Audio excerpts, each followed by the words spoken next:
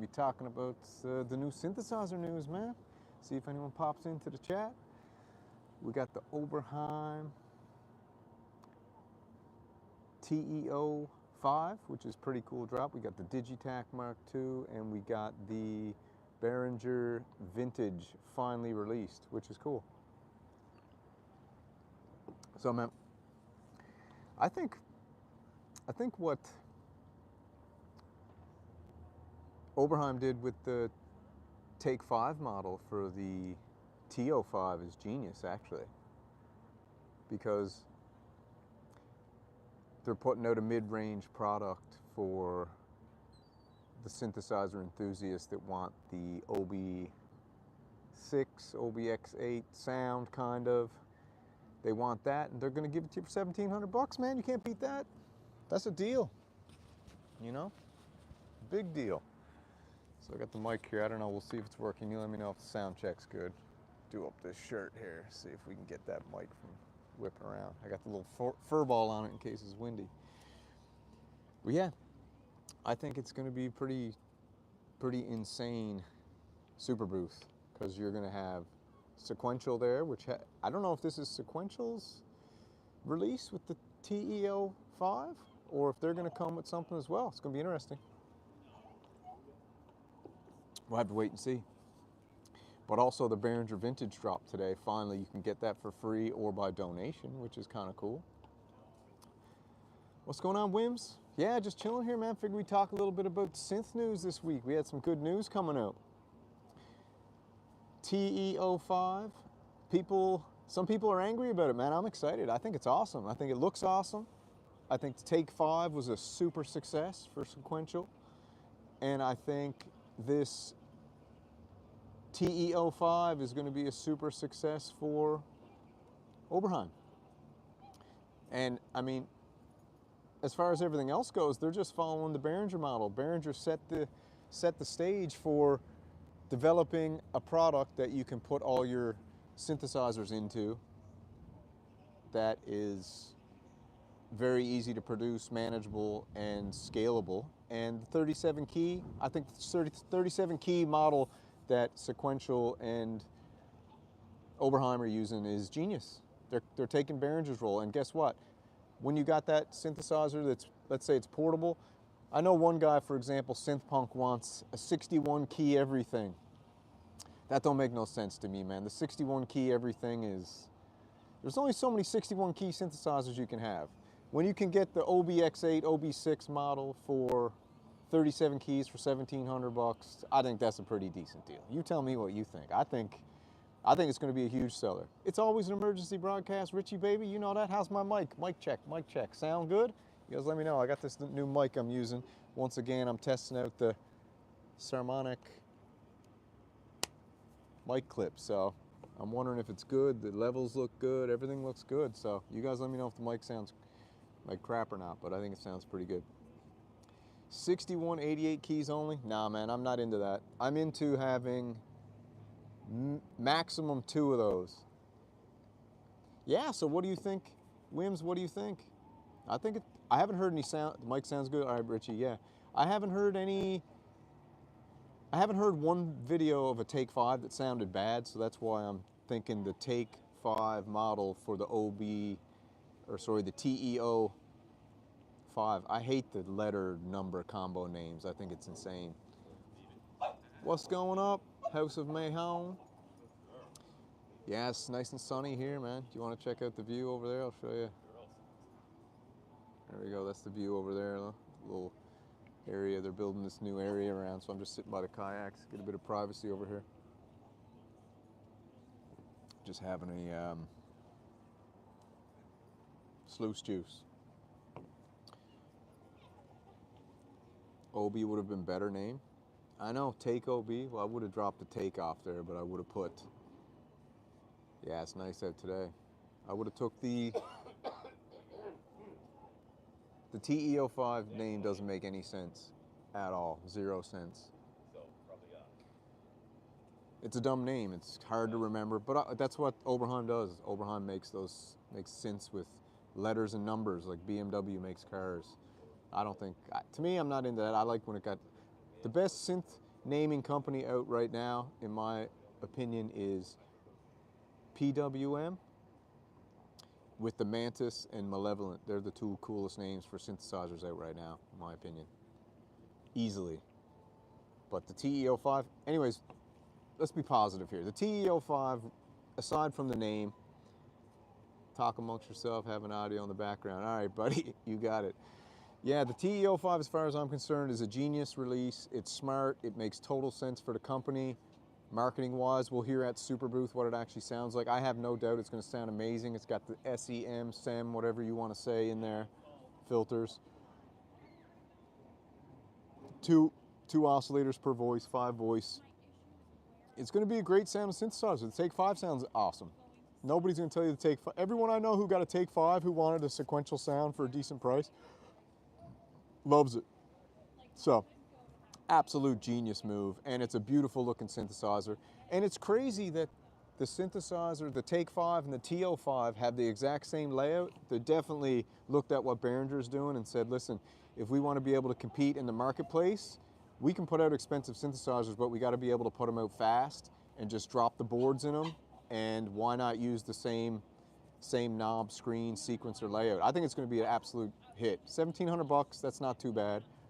You can get the Rev 2 though. A lot of people love the Rev 2, but you want that Oberheim sound, man? You go with the TEO-5. Genius. Genius release. And as far as the Behringer Vintage VST release today, I think that was nuts. I think the plan for that is to eventually release a digital synthesizer VST in a box with what would be amazing if they put the huge screen on it like they have on the VST, where you can just manipulate the parameters via a touchscreen. That'd be crazy. I think they're going to do something like that. I think they're going to release the greatest digital synthesizer since eSonic put out synths, maybe. That's what I'm guessing. Because the greatest probably digital synth out at the moment is the third wave, Groove Synthesis third wave. That's the best digital synthesizer out right now. Second best is Hydrasynth Deluxe, and the Hydrasynth Deluxe is the best only because of the price and the sound. I don't know if the sound of the third wave sounds better, but I kind of think it does. I'd have to try it though. Well, we'll see. And the DIGTAKT, you know my feelings with the DIGTAKT. I think the DIGTAKT Mark II is awesome. It gave everybody who wanted the stereo sampling, wanted more hard drive space, and wanted bigger sample size. It gave them what they wanted. The only thing I think they could do cooler, which they will do, is they're going to release a different color. And I was listening to Noir Black's live stream this morning, and they were saying putting out a nice third wave is kind of sequential. Yeah, it's sequential. Third wave was made by the staff at Sequential, and they brought it to Dave Smith, and Dave Smith didn't want to go digital. He wanted to keep sequential analog / hybrid, so he told the boys just to go for it on their own. And when he passed away, the boys released it, and it's awesome. Vancouver also has DPS. Yeah. So it's very cool. It's a cool time, man. It's lots of stuff dropping. Super Booth is in like a month, so there's going to be a lot of really, I don't know if you want to call them big releases. I know not for a fact, but let's say 90% right now, I know that Moog is going to Super Booth this year, and Lisa Belladonna and Eric Norlander will be doing a duet with 2 Moog muses, I think. And maybe they'll have a bunch of Moog gear there, I don't know. Yeah, it's all into what you're in for. I think $1,700 for a synthesizer these days, what you can get for cheaper right now. I mean, pick up some Arturis and some Behringers, and you could have an epic little synthesizer studio for a real good price. You know, pick up a Mini Freak, pick up DeepMind, pick up a Wasp, pick up an Arturia Drum Brute, and I think you got her made. Arturia microphone. My dream mono poly combo. My dream mono poly combo right now would be the Sequential Pro 3 flip top and the Groove Synthesis third wave keyboard. Yeah, that would probably be my combo. Or maybe even the Groove Synthesis. What's going on, Emperism? How's it going, man? Yeah, love. According to job postings a while back, they're doing FPGA stuff next. Yeah, I actually heard that that Novation is coming out with a new synthesizer. Just wondering what the name would be, because they're going with kind of the mountain theme. They got the peak, they got the summit, and I wonder what this one, they should call this one the K2. That'd be kind of cool. Name it like an actual mountain. Would be a pretty cool idea.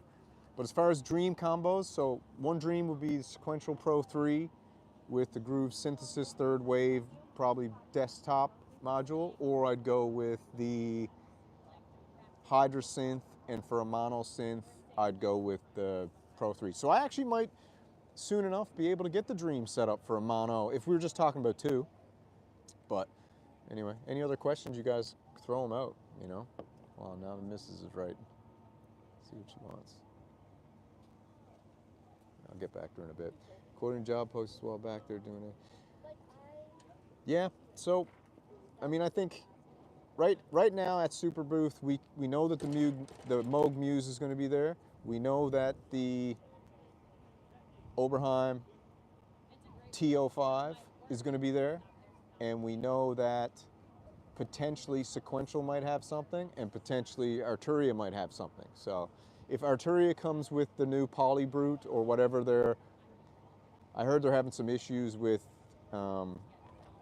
it getting too hot for 12 voices in an analog synth under that hood with what they got going on. But in my opinion, what they should do is they should mix the Polybrute and the Freak series. So mix the Brute and the Freak series into an awesome 49 key digital hybrid or analog digital hybrid and really shock the world with something like that. I think that would be epic. OBX8Us, what's that going for? 3 grand, 4 grand? What do you guys think the new Novation synthesizer should be named? We got Peak, we got Summit. What were they going to go with? Volcano? Something like that. That'd be kind of cool. But yeah, man, I think the Behringer really shook it up. I'd like to see it come down a bit further. Yeah, it's got to come down, man. You can't go... Listen, to be honest, these days, as far as the way technology's going and the way Behringer is disrupting the market, love them or hate them, you're not really going to get away with selling $5,000, $6,000 synthesizers anymore. Maybe you can do it for a little while longer, but when you got things like, I mean, even the third wave, I would hope that the third wave could get down to around 3. You know, that's still almost 5 grand for a third wave keyboard for a digital synthesizer, which is like, I mean, come on, that's crazy. I can kind of see how the analog, a full analog from an old school company who's got not only the name brand, but the sound brand. So the thing is like you say Moog has name brand recognition, but Moog also has like the iconic ladder filter Moog sound. You got the SEM filter with Oberheim, and there's a sound to it, so they're still getting away with charging a lot.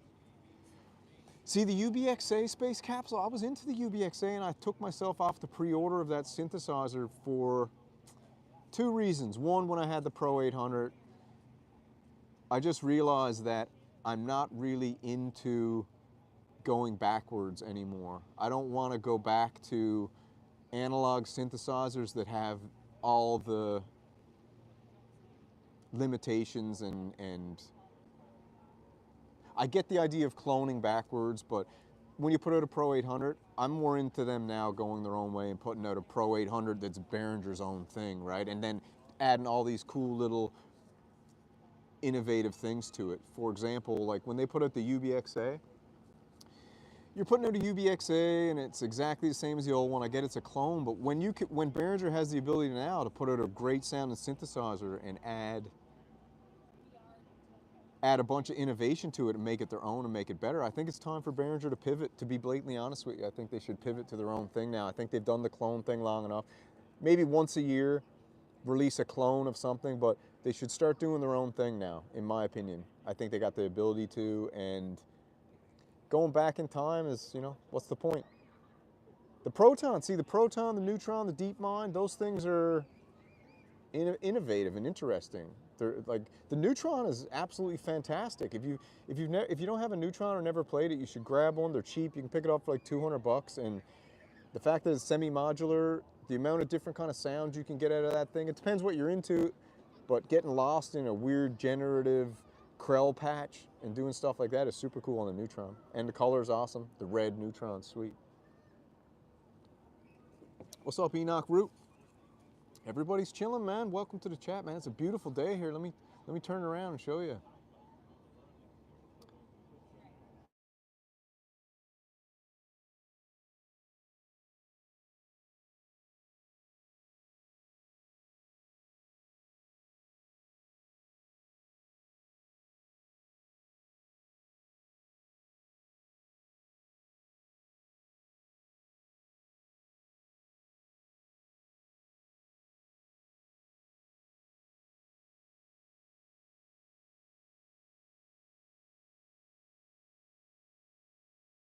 Thing.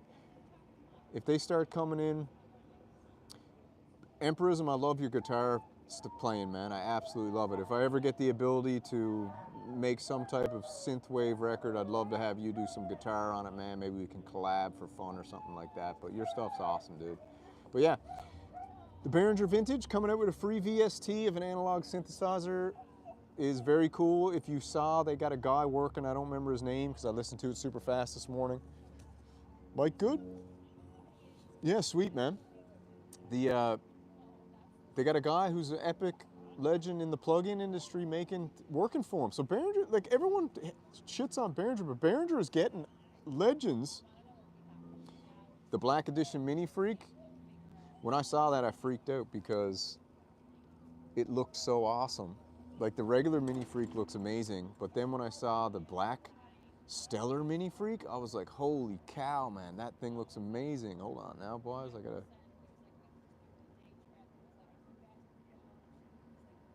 All right, Mrs. is telling me we got a 3:45 meetup. What time is it now? ET, can't see the clock. What's up from Amsterdam? Did you see the new black? Yeah, so anyways, the new Black Edition Mini Freak is awesome. It looks amazing. All black keys, all black everything. It's $200 more or something, 150 bucks more than the regular. That's crazy, but I think when Arturia did this last time with the Micro Freak, they did the gray, then they did the white, then they did the Stellar. After they released the Micro Freak Stellar, then they came out with the Mini Freak. So this to me is kind of like an Easter egg, letting everyone know that here's our last kind of special edition of the Mini Freak, because now we're coming with La Freak or Le Freak, you know? And that's what's coming next, is either the Poly Brute upgrade or the Mini Freak upgrade. And to me, it makes more sense to do a Mini Freak upgrade right now. The digital hybrid, I think, is easier for them to do than a 12-voice analog Poly. But we'll see. Super Freak. Echo Crafts had a good idea the other night. He said they should just call it the Freak. No Super, no Mega, no nothing, just the Freak. I think that's a great idea. And because they're French, I said they should have called it La Freak. But you got a lot of American consumers, so you remember when they tried to call French fries in America Freedom Fries? It just didn't work. Yeah, so back to Behringer Vintage. Behringer, I think what's going to happen with Behringer now, this is my prediction, my gut instinct. Behringer is going to come with like a tidal wave of VSTs over the next year. And what the VSTs are going to do, they're going to fill the gap between releases of their hardware. Because everyone, like if you think about it, if I was in a boardroom at Behringer, I'd be like, man, everyone's always freaking. We got so many teases out there, nothing's coming out fast enough. And if I was the guy sitting on the side, the young buck, I'd be like, hey, Uli, how about we do this? Hire a couple of these plug-in geniuses. We'll make a bunch of VSTs. And when we release the VSTs, that can fill the gaps between when we're teasing and releasing hardware. And also, while they're making the VSTs, what's up, EQ? Oh yeah, I got to do the tour of the studio gear. Yeah, okay, I'll do a tour of the weekend for you. I got a couple things on the plate I'm going to do the weekend. Yeah, that's what I'll do. I'll do a tour of my studio for you, show you the gear and all that, play each synth a little bit. If that's something cool, if you're into, I'll do it. I'm here for you guys. I do what you guys want to do, man. I love just... I don't know, you guys seem to like the channel. I seem to like doing it. Like I said, this channel started by me just doing this every day and then saying, why not just record it? And then I'll do it more, and then I'll learn more about synthesizers, and then we got this cool community going. It's awesome. And don't forget, we got the Kumite Week 2 listening party Sunday night, live stream, 7 p.m. So that's going to be cool. Week 2 separates the cream from the crop. I sincerely hope at some point Behringer bring out a new deeper mind, yeah. A new deeper mind would be cool. But you know what I'm excited for Behringer to do? Thanks, man. What's up, Derek? Derek Doherty. Love you too, man. I want to see Behringer come out with a digital synthesizer, and I think their first one is going to be modeled after the DX, in my opinion. And if they do that, they should go away from the DX and not try to clone an exact replica. They should take Korg Op6 model with their interface, because Korg's Op6 is super, super easy to use. I mean, it's got a little bit of menu diving. Just send my entry to week 2. Sweet, man. I think week 2 is going to be super exciting. And last week what I did is I listened to all of the tracks beforehand in the Discord. This week I'm going in blind. I don't want to hear anything until the night of, because I just thought it was so cool, the progression of the tracks and the different flow it had for the night. It was awesome, man. And I want to be surprised this time. I want to hear all of them for the first time. I think it's cool. So if anyone's here and they're not knowing about it, check out my live thing and click the notification. Do the Kumite Week 2, man. Kumite is cool. People are enjoying it. I think it's cool. Next year, I'm going to do the Kumite, and I'm going to try to get a couple synthesizer companies to donate some synthesizers, man. So we'll see. I'm going to set everything up. I got some stuff going, man. Just, you know, always thinking and trying to come up with stuff. If you got ideas, give them to me. Someone had an idea today of doing a synthspiracy show where, and then I thought about it. I was like, maybe I can play some synthesizers and talk about conspiracy theories. I don't know, maybe that'd be cool. I don't know, maybe it'd be crap. Who knows? But yeah, so I think Behringer's going to release a digital synthesizer.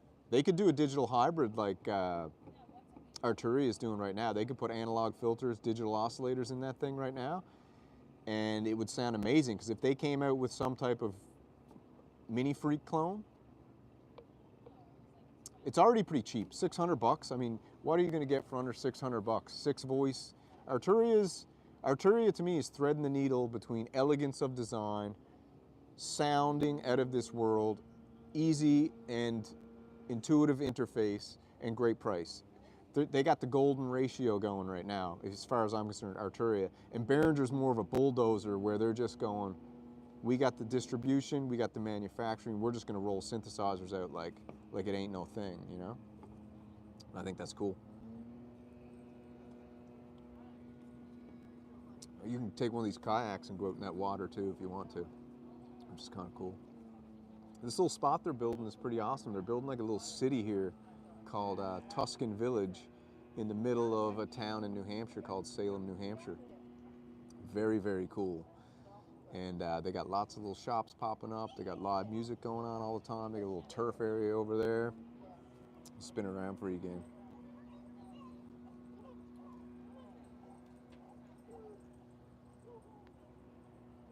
This is Friday afternoon, chill zone. I'd go around the side, maybe after. Lots of dogs here and stuff. Yeah, how's the mic sounding? Mic sounding good? These mics are sweet, man. If anybody's looking to pick up something to go out in the field, I don't think you can beat this thing. It's absolutely fantastic, man. 129 bucks. Can't beat that. Period. It's the best thing going. Saramonic. It's basically like a DJI mic clone. Comes with a receiver, 2 mics, these little gray-haired fro top things, which is cool. Yeah, and then the DIGTAKT. What do you guys think about the DIGTAKT? You guys like that release? I know a few people in Samurai Nation actually love the DIGTAKT, and the fact that it's got 16 MIDI sequencing lanes now, and I guess, what, 256 steps per sequence or something like that. So what do you have, 16? You could have 16 lanes of 256 steps or something crazy. Maybe it's unlimited. Pretty cool, but like I said, man, it takes 10 years to learn how to use the DIGTAKT properly. That's why they didn't release the DIGTAKT 2 until everyone who bought it at first mastered it. And it takes 10 years to master it. It's like a black belt in jiu-jitsu. That's what it's like. So, same with the Deluge, or Deluge, whatever you call it. and same with MPC. They're like, it's like the difference between kickboxing and jiu-jitsu. Jiu-jitsu takes 10 years to be a black belt. Kickboxing, you can get to a very high level probably in 3 years. Very high level. But yeah, that's cool, man. What else we got going on? I prefer the iPad. I know, was it you telling me about the iPad? I'm thinking about getting an iPad Pro and running something with that. That's what I'm thinking, because I want to do something outside and downstairs in the dojo with regards to live streaming. So I need to connect everything a little better. Right now, I got it all connected up in the corner kind of thing, and it's not very mobile. So that's why I'm trying to pick up this kind of stuff and make it more mobile. I got the DJI Osmo 6 gimbal stick here, and I got these little mini mics, which are cool. Very, very cool, man. So what do you guys got planned, man? You hear Echo Craft is planning on doing a concert series once a month. I think that's a great idea. I think you should do like there's this website, I think it's called Memories or something like that. And I think Patreon bought it.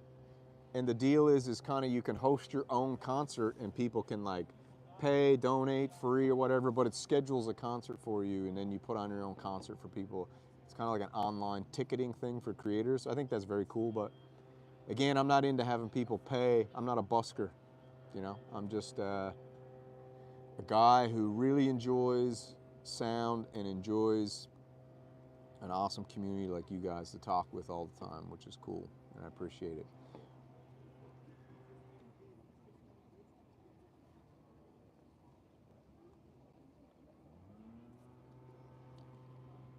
I think this weekend I'm going to do a couple videos on, I'm going to do an episode of the Shilling, and I think I'm going to do the Moog Muse. That won the survey. The Moog Muse deserves an episode of the Shilling at this point, but I don't like to do it until it's released and the Synth Mafia does their Shilling first.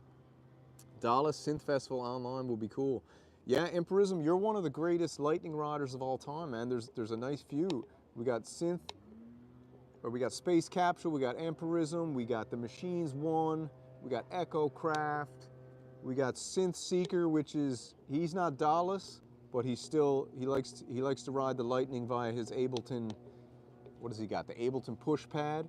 Who else we got? We got Fabio Androsi. If you guys haven't checked out his channel, we got Mr. Tuna. Have you guys checked out Mr. Tuna's site yet? He's got like 700 live jams on there that are absolutely out of this world.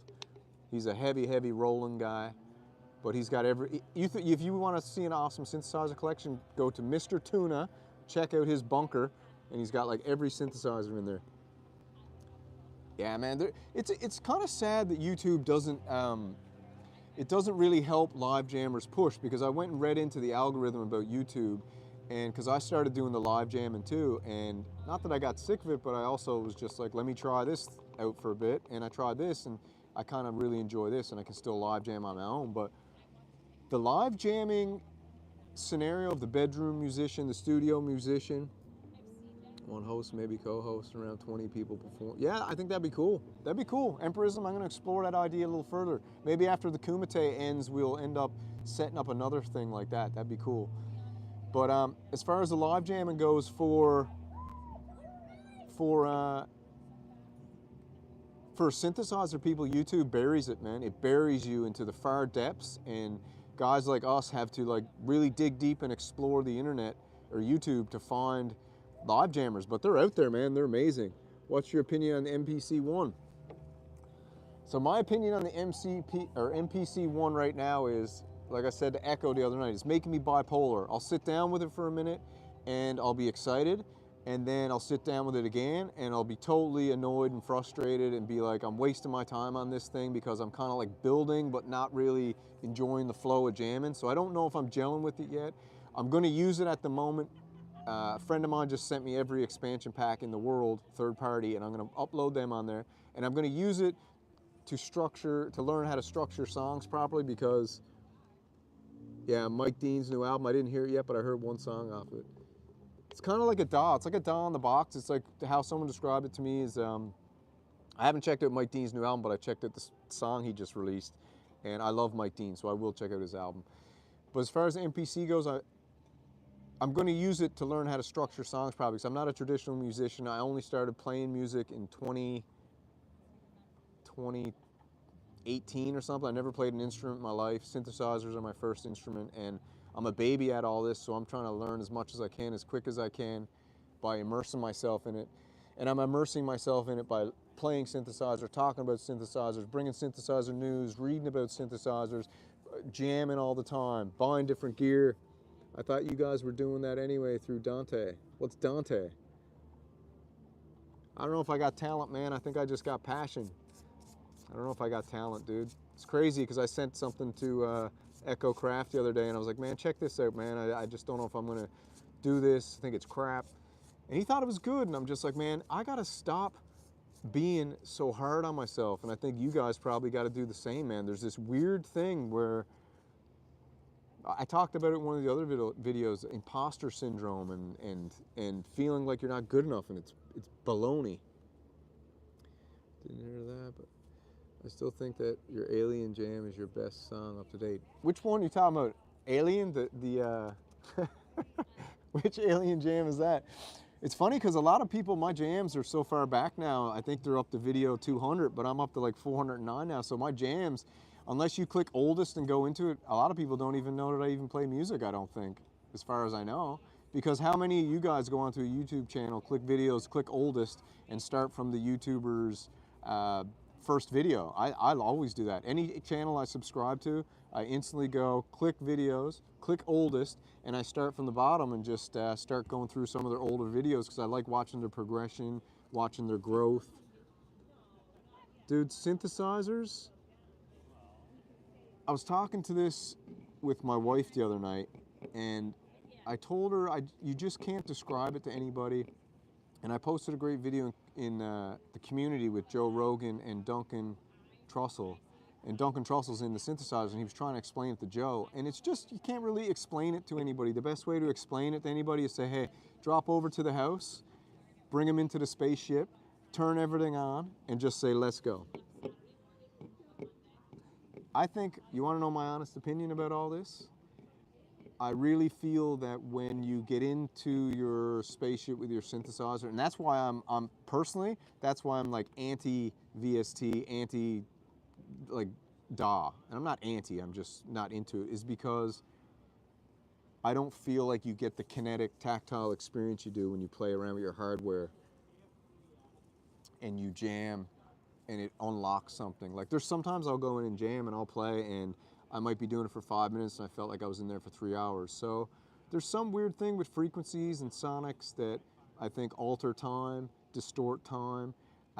If you got your synthesizers tuned to the correct frequency, then you can, I think, heal yourself and stuff like that. I think, like, you guys know anything about singing bowls and stuff like that? Like singing bowls have been around for years and used in traditional medicine for healing and elevating yourself and restoration and enhancing your vibration, because every cell in our bodies vibrate. Everything's vibrating all the time. And think about if you're talking to somebody and they're very negative and they're in a bad mood or something like that.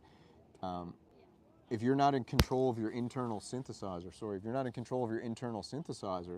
they can really throw off your frequency, and then suddenly maybe you're pulled into a bad mood. So what I try to do all the time is every interaction I'm involved in, I picture myself as a synthesizer, and I picture the other person as a person with a synthesizer. And what I try to do is during that communication, I try to encourage the other person who's playing music by talking with their voice and creating a frequency.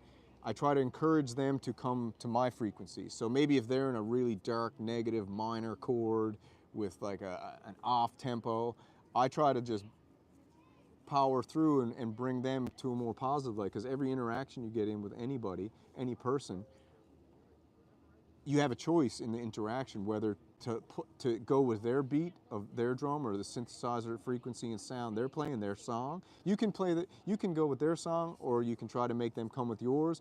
Or if the person's song is amazing and yours is amazing, you combine those songs like you're jamming with a best friend, and suddenly you're both really elevated. So synthesizer for me have almost changed the way I think about everything. So now every interaction I have, I see everything as a synthesizer. Every conversation, every communication, every song I listen to, every movie I watch, every internal feeling I have, I always think of it as a synthesizer and try to make the interaction sound as best as possible, if that makes sense. So, yeah, but getting back to what you were saying with jamming and explaining what synthesizers are like, you can't explain it, you have to experience it. It's like trying to tell somebody what a sparring and kickboxing or doing a jiu-jitsu class is like and sparring. You can't explain it until they do it. Yeah, it makes sense. I mean, just try it. The crazy thing is like go to work tomorrow wherever you are, and when you have interactions, just separate yourself for a minute and go like almost like out of body and be quiet and just listen to what the person's doing, and maybe they're having a hard time in life or a personal situation that's sad, or maybe they're just in a bad mood, or maybe they're an energy vampire who's trying to like put their fangs in you and suck some of your good energy out. And if you're super mindful, you'll start to be like, oh, I got a synthesizer too, I just don't have to listen to theirs. And then you can change the subject real quick. You can do different things to bring the sound of the situation more in line with what you kind of want to listen to and feel. So synthesizers to me are absolutely epic.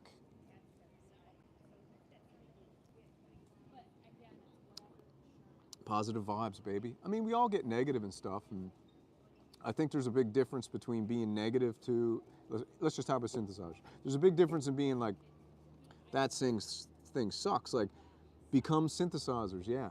Synthuman, or humanicize, or synthmen. Let's become synthmen, or synth women.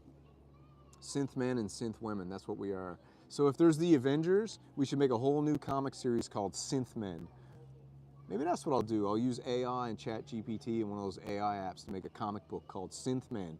And all the participants in the Kumite and stuff, no man, we gotta get off the 440 hertz. That's the devil's hurt, man. That's nasty. For you guys that don't know, 440 hertz, man, that was brought in by the Rockefellers back in the day when they took over the radio stations, and it actually disrupts your internal frequency. It's pretty crazy.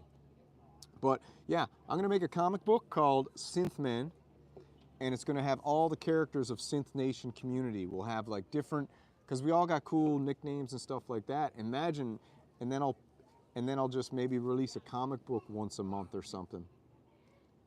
Yeah, for real. Yeah, a comic book once a month called Synth Men, and we will battle the synth mafia, and we will battle the forces of darkness and the vampires. That's kind of cool. I like that. How about this? A comic book where it could be digital, but a PDF or maybe print. You can order a print, and each page has, or no, sorry, the beginning of the comic book has a QR code, and if you scan the QR code with your phone, then a music starts playing as you're reading the comic book. So when you're reading the comic book, you have synthesizer music playing in your headphones as you're reading the comic, Synthman. That's a cool idea. I'm gonna put that in the memory bank. Synthman. Yeah. What time is it ET Eastern? I can't check a watch. I don't wear watches. And my phone, the time is covered up. Anyone got the time? Damn, awesome. That's crazy. Yeah, I'm going to do that. I'm going to make the comic book. That's easy peasy these days, man. With AI and ChatGPT, you can do anything now. So as far as AI goes, everyone should just get on board and start playing with it and stop being scared of it, because go back and go to YouTube and type in internet news 1990s or 80s or whenever, and watch the fear factor the news is spitting out about the internet.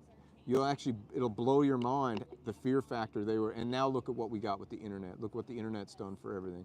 So to me, what ChatGPT does, ChatGPT puts a warp speed booster in your spaceship and allows you to have, like Echo said the other night, when you got a synthesizer studio, you can have your own art department now with some of these apps. You can have your own marketing department with ChatGPT. You can have like for example, if I wanted to write a bunch of synthesizer companies, and I'm like, man, it'll take me forever to think up a letter to introduce myself and say, hey man, I'm this this, that, and the other. If you guys want to do something together, here's what I want to do. And I'm like, man, I don't have the time to write that, so procrastination and fear will put me off. Instead, I'll just throw my idea in ChatGPT, rework it a little bit, and then boom out the emails.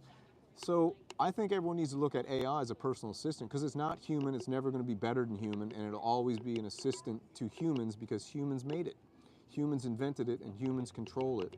And if it ever got out of hand, all you do is turn it off, and it's over. So don't listen to the fear factor about AI. It's all baloney. Everyone's given the fear factor about AI is just competing with other companies trying to gain supremacy of the AI system, that's all. It's bullcrap. Nothing will ever beat human, and the only thing that can ever beat human is synth human and synth man. What do you think synth man should look like? It should be synth men, right? So I'll just pick some names off the top of my head because they're interesting names, like, for example, Empirism, Space Capsule, Synth Seeker, Echo Craft, The Machines One,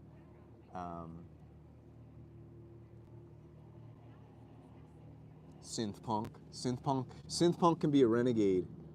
One dude asked Copilot to write a song and performed it after. Dude, everyone should download ChatGPT and play around with it. It's man, I use it for everything I mess around with, just for fun, you know, because I'm trying to learn how to use it properly and how to like modify prompts and everything. And I got a couple AI apps on my phone that I'm using to design the album covers and stuff, because I'm not going to go on Fiverr and pay someone to design me an album cover or something when I can just use that, and I can ask it to regenerate an image every, instantly. What am I going to do? Send an email to Fiverr, contact someone over in Pakistan, get them to give me 3 upgrades for $45, and then it takes me 3 weeks to get in touch with them. Then they send it to me in a file when I can just put all this in my thing and have it done in 10 minutes. It's warp speed, baby. Absolute warp speed. But yeah, let's get back to synthesizers. I got to take off, so I got to go meet the missus, man. We're going to go chill for a little bit, but super exciting. Super Booth's going to be amazing. I love the TEO-5, the TEO-5. I love the DIGTAKT. I love the Mini Freak. I love them all. I love the only thing I don't like, but I'm rooting for, is I don't like Moog right now, and I will like Moog if they knock off the $5,000 to $6,000 for a double matriarch or a bunch of old parts from the warehouse of the Moog 1 8-voice that they're just trying to get rid of. So that's kind of where I'm at with that. Moog right now, in the horse race, you got Behringer and Arturia neck and neck. The stallion versus the absolute pristine white horse, right? And then you got, right behind them, you got, so that's Behringer, Arturia. Right behind them, you got, Novation's been sleeping. They're not doing much these days, so they're maybe in the back too. Sequential's creeping up. I want to see Dreadbox come out with something new and cool. The Nymphs was cool and everything, so. The Summit and the Pro 3 do sound the best. The Summit and the Pro 3 are probably the two. The Pro 3 is the best mono synth out right now, I think, and the Summit is probably the best hybrid, but as far as prices go, the Mini Freak beats the Summit as far as prices go, because I think you can make the Mini Freak sound as good or better than the Summit. But I love Chris Huggett, and I can't wait for the Mantis and all that. Oceans and Space, what's up, baby? All right, I gotta go, people. You guys have a great day. Enjoy yourselves. Thanks for tuning in. Thanks for joining me. And I'm gonna do Super Booth coverage. I got a bunch of videos I got planned for the weekend I'm gonna do. And I got a couple ideas I'm thinking about now. The Synthman comic, the concert series, the Bedroom Musician, Lightning Jammer. We'll call it Lightning Jammers, the concert series. That's the people who rod the Dallas jams, and I think that's cool. Super Booth, I think, is May, a couple weeks, either end of May or middle of May, I think. And like I said, I think Super Booth's going to have the Moog Muse for sure. It's going to have the Oberheim TEO-5. I think Sequential's coming with a bigger synth. So I think what happened is they released the TEO-5, which is going to be Oberheim's, budget synth. It's not really budget. And then you're going to have Sequential release maybe a new synthesizer. I don't know. We'll see. There's going to be a lot of exciting stuff. Moog one's going to be big because everyone wants to hear what it sounds like, not through a cell phone in Mike Dean's studio. Everyone wants to hear what it sounds like through a proper 1/4-inch jack cord into your headphones, right? That's what people want to hear. And there's no doubt it's going to sound amazing, but they've actually lost their friggin' mind selling that for $5,000 to $6,000. Like I said, that's absolutely crazy. So crazy. I might buy a DeepMind module and an R1 Yamaha motorcycle.